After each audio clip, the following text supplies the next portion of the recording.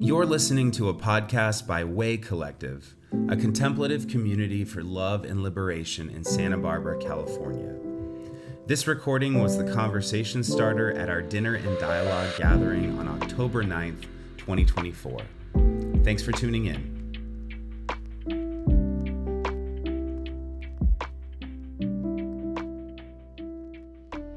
So these past few weeks, we've been looking at how to stay grounded and connective in a time of political division and fragmentation. And if you'll retrace with me for a second, we've gone through 4 steps that are beginning to give us a picture of how we can do this well. So the first week we talked about staying grounded in compassion, which means learning to stay emotionally regulated enough to connect with a healing presence to those around us. Because compassion's not only about feeling the feelings of others, which is empathy, it's less about taking their situation upon ourselves and more about learning how to stay present amidst a difficult situation and connecting with a warm, grounded, and generative energy. So that's the first step, stay grounded in compassion. Second week, we talked about choosing love over fear. And we looked at how the punitiveness and cancel culture and political disgust in our time are actually rooted in fear, and how love believes that we can reframe the conversation. Because love can hold many truths at once, and rather than being frightened at the prospect of difference or conflicting views, we can see that love calls us to be courageous without giving up our groundedness. So that's the second one, choosing love over fear.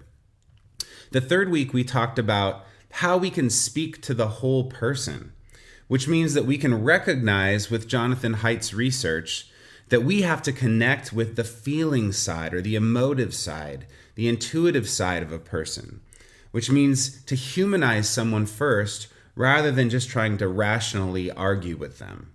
And if you'll remember, we also talked about Valerie Carr's idea of seeing no stranger, or seeing a part of us in them as a way to promote this interconnectedness so far as it depends on us. So that third week was about speaking to the whole person first. And lastly, last week we talked about knowing our boundaries. We looked at how checking in with our power and our agency in relationships invites us to create healthy boundaries where needed, which allows us to have a certain posture in these difficult relationships. And these boundaries that we keep can give us a buffer in what have been historically difficult relationships or interactions with people with whom we differ, and allow us to bring ourselves to the work of interconnection, again, without being so vulnerable that we are prone to hurt. Okay, so tonight we're going to look at precisely how changing ourselves can actually change our relationships. One of the other themes that has emerged is being honest about what is actually possible in given relationships and knowing where the limits of our agency are so that we can recognize that most of this work's about changing the world, not necessarily by what we have done, but if you remember that phrase from the first week, we change the world by what we have become. And so this series of conversations has not been about learning to fix or save other people, but rather learning a pedagogy of how to continue to stay connected in any instance where that interconnection is still actually possible, so far as it depends on us. And I want to remind us tonight, firstly, of a few lines from Mary Oliver's poem, The Journey, because these lines really do reflect the invitation that's before each of us. She writes about how, as we begin this journey of descent toward our true selves, those outside of us begin shouting some bad advice and asking us to mend their lives in the process. But the arc of the poem, and I think the point, is that it all funnels down to these final lines. I'm going to read them now. She writes, "Little by little, as you left their voices behind, the stars began to burn through the sheets of clouds, and there was a new voice, which you slowly recognized as your own, that kept you company as you strode deeper and deeper into the world, determined to do the only thing you could do, determined to save the only life you could save." Which is, of course, your own life.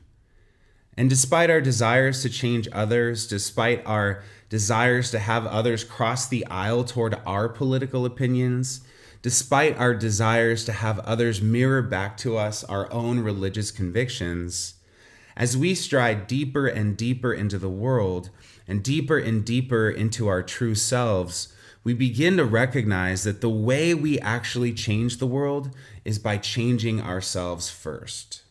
Or another way to say that would be that we change the world by changing the way that we relate to the world. Does that make sense? There's only one life that each of us are tasked with saving, and it's our own. Notice how Mary Oliver says that when we do this, we begin to leave these other voices behind. Have any of you noticed how you've done this in your own life? Like maybe you left behind the voice of a parent or the voice of a past partner or spouse. Maybe you've left behind the voice of an old pastor or teacher. Maybe you've left behind the inner voices or tapes that play in your head that were no longer useful to you as you move toward wholeness.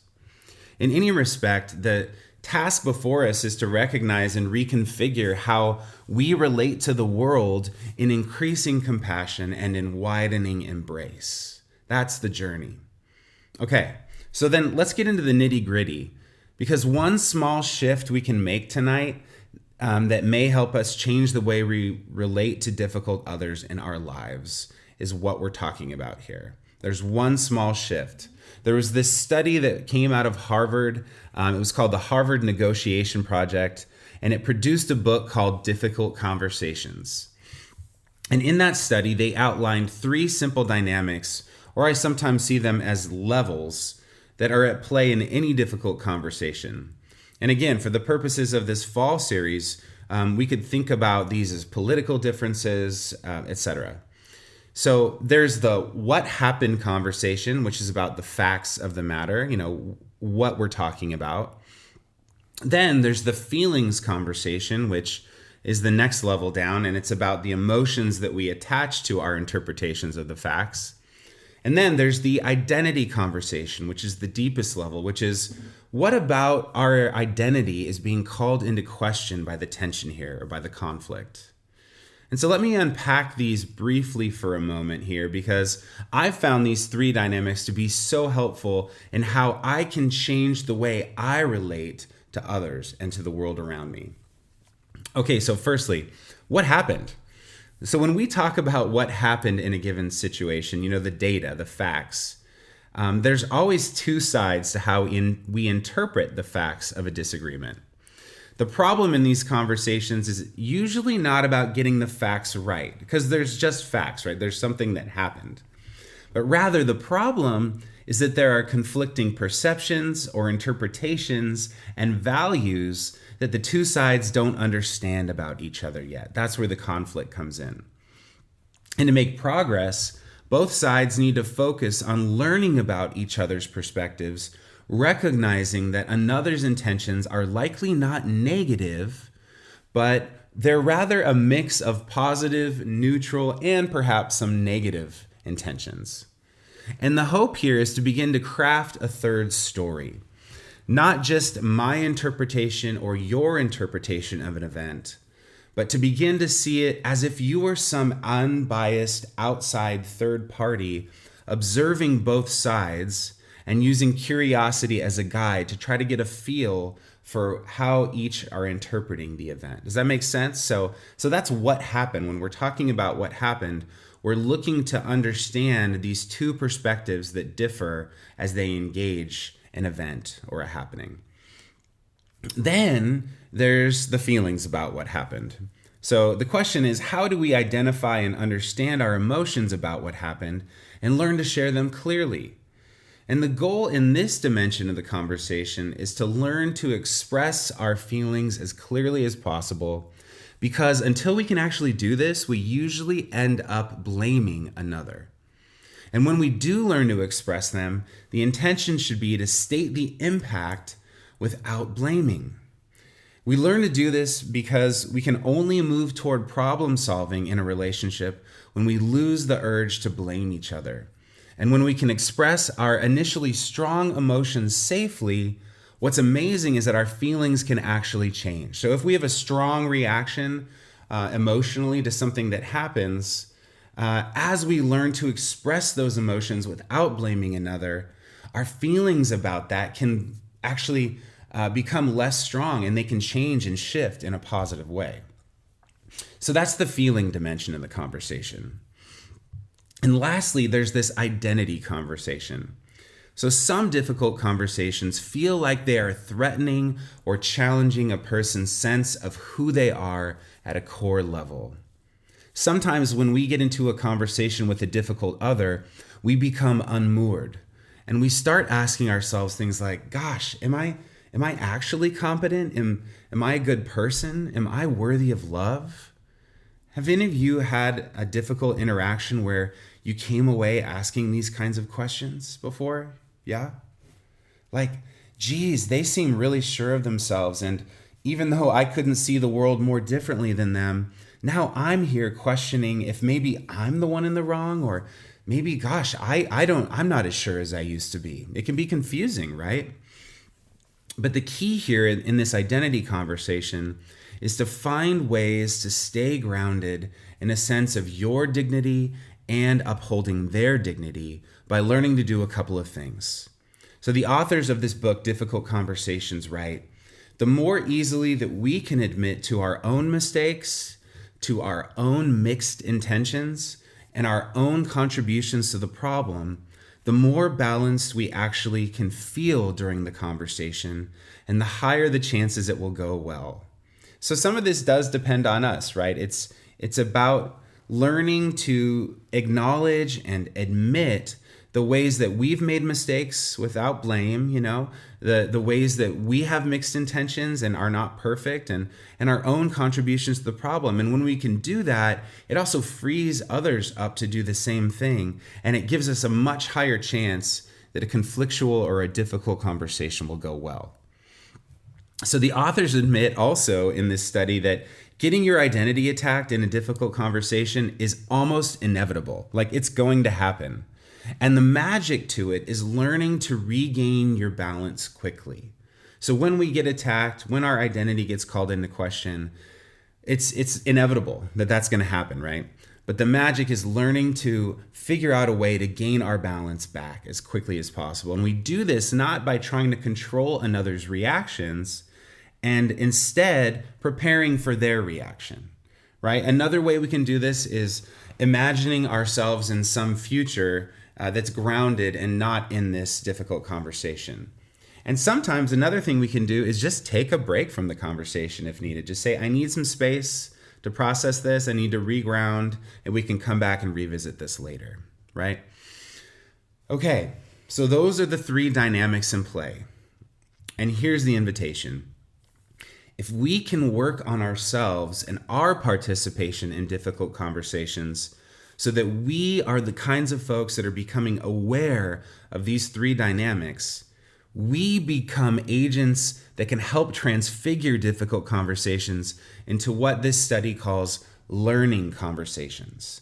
So instead of conflict that ends poorly, we transfigure conversations into learning conversations where both of us are deepening our awareness of the other and we're deepening our understanding in our relationship. And here's the thing. If we're learning, then we're growing. And if we're growing, then we're changing. And if we're changing for the better, we're becoming the kinds of presences in the world who actually diffuse tension rather than exacerbate tension. Does that make sense? Because remember, we can't control how others respond.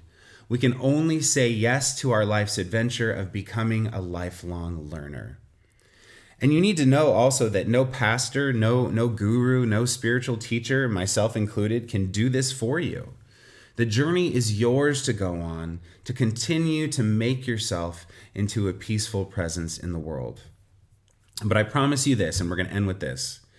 Changing yourself to be the kind of person who's aware of these undercurrents with difficult people in your life and those kinds of conversations will change your interactions with them. And ultimately, it will change the relationship for the better because we are becoming different people in our relationships. And that's the goal.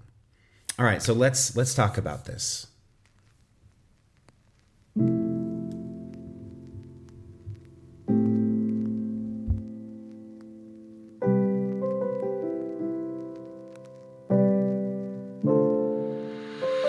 Thanks for listening to this podcast by Way Collective. To keep up with our community, you can subscribe to this podcast, go to www.waycollective.org, or follow us on Instagram at @waycollective. Peace and every good, y'all.